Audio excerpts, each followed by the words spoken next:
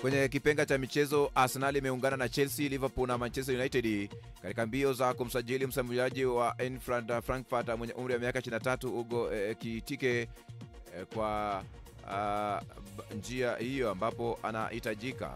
Klabu ya Borussia Dortmund, Bayern Leverkusen, Eintracht Frankfurt na RB Leipzig na Stuttgart nchini Ujerumani navutiwa na kiungo wa Manchester City na timu ya taifa ya England James McAteer, miaka 22.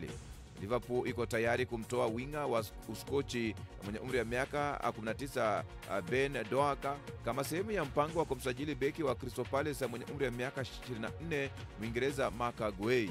Mshambuliaji wa Sporting na Uswidi Victor Gyökeres 27 amesema kwamba kwa klabu yake kwamba nia yake ya kuondoka msimu wa kiangazi. Manchester United bado inamfukuzia Mosekin wa Fiorentina, lakini kipengee cha kutolewa kwa mshambuliaji wa Italia mwenye umri wa miaka 25 kinakamilika Julai 15.